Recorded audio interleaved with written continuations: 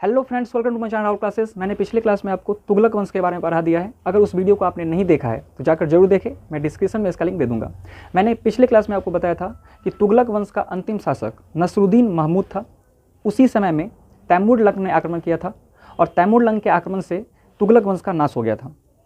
तुगलक वंश का जो अंतिम शासक था नसरुद्दीन महमूद, उसी के दरबार में रहता था खिज्र खां।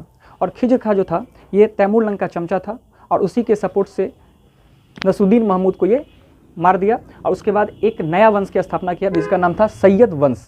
तो आज हम लोग सैयद वंश के बारे में पढ़ेंगे। ये वंश ज़्यादा इंपॉर्टेंट नहीं है, लेकिन चलिए हम लोग देखते हैं। तो सैयद वंश जो है, इसकी स्थापना 1414 से 1451 तक ये वंश चला था और इसके जो संस्थापक थे इनका नाम था खिज्र खां।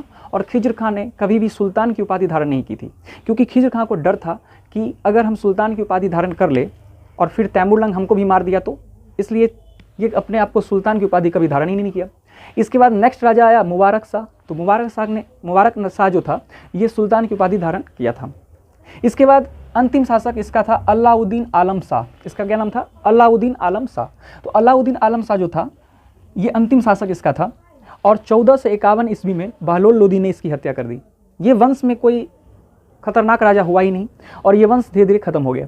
तो अलाउद्दीन आलम शाह को मारने वाला था बहलोल लोदी, बकलोल लोदी नहीं था, बहलोल लोदी, जो 1451 ईस्वी में इसकी हत्या कर दी। और हत्या करने के बाद एक नया वंश लोदी डायनेस्टी की स्थापना की। तो लोदी वंश जो था ये 1451 ईस्वी से 1526 ईस्वी तक चला था। तो 1451 से 1526 तक ये चला था। तो चलिए देखते हैं। संस्थापक इसके थे बहलोल लोदी। ये अपने आप को राजा न कहकर रैयत आला कहता था। यानी रैयत मतलब होता है किसान, आला मतलब होता है महान, किसानों में महान अपने आप को ये कहता था। राजा न कहकर रैयत आला कहता था। यह अपने दरबारियों के सम्मान में खड़ा रहता था, यानी यह अपने दरबारियों को बहुत ज़्यादा सम्मान देता था। जब तक इसके दरबारी बैठ न जाते थे तब तक वो नहीं सिंहासन में बैठता था। यानी उसके दरबारी जब तक खड़े हैं और तब तक खड़े रहता था वो, जब तक उसका दरबारी बैठ न जाए, और बैठने के बाद अपने सिंहासन में बैठता था। यानी अपने दरबारियों को ये ज़्यादा सम्मान देता था। इसके बाद इसने एक सिक्का चलाया था जिसका नाम था बहलोली सिक्का। तो बहलोली सिक्का जो था ये लंबे समय तक चला था। यानी इस वंश, जब लोदी वंश खत्म होगा तो इस वंश के बाद आएगा बाबर, है ना, मुगल वंश। तो मुगल वंश जब आएगा तो उस मुगल वंश में एक अकबर, यानी पहले बाबर, हुमायूं, अकबर, जहांगीर, ऐसे करके होते गए।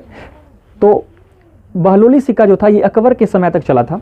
यानी होता क्या था ना कि जब तक लोदी वंश था तब तक तो ये सिक्का चला ही। उसके बाद मुगल वंश आया जिसमें बाबर आया, उस समय भी इसका सिक्का चलता था। हुमायूं के समय भी चलता था, यानी हुमायूं का सिक्का भी चलता था, इसका भी सिक्का चलता था। इसके बाद जब अकबर आया, हुमायूं के बाद अकबर आया, तो अकबर ने इसे बंद कर दिया। तो बहलोली सिक्का बहुत लंबे समय तक चला था। इसके बाद लोदी वंश का जो अगला शासक था वो नाम था सिकंदर लोदी। क्या नाम था उसका? सिकंदर लोदी। और सिकंदर लोदी कहा जाता है सबसे योग्य शासक था, है ना। लोदी वंश का सबसे योग्य शासक सिकंदर लोदी को कहा जाता है। ये 1504 में आगरा शहर की स्थापना किया था। किसने? सिकंदर लोदी ने।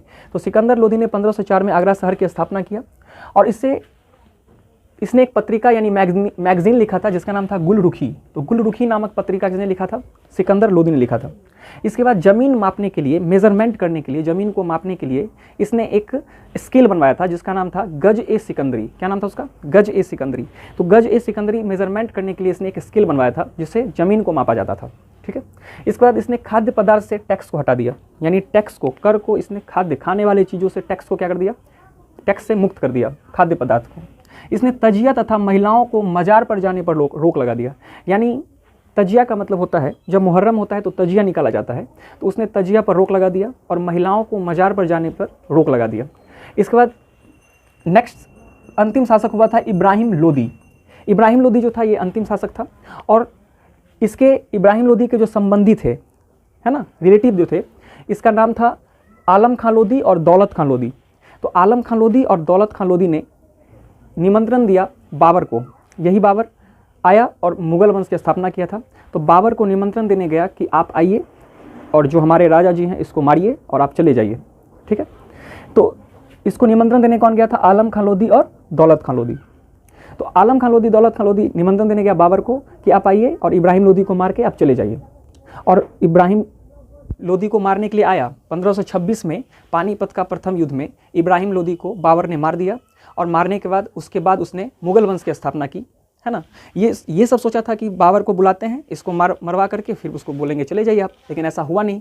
बाबर आया मारा इसे और अपना वंश खुद स्थापित कर दिया। तो अगर इस सब को इतना ही शौक था कि अब मारना था इब्राहिम लोदी को तो मिलके मार देता। ये निमंत्रण दिया किसको? दूसरे जगह उज्बेकिस्तान से आया था बाबर, उज्बेकिस्तान का रहने वाला था, वहाँ से आया था और इसको मार दिया। तो अगले क्लास में हम लोग बाबर के मुगल वंश को देखेंगे। तो फिलहाल इतना भी जानते हैं। उसके बाद नेक्स्ट पॉइंट है कि दिल्ली सल्तनत का एकमात्र राजा जो युद्ध के मैदान में मारा गया था।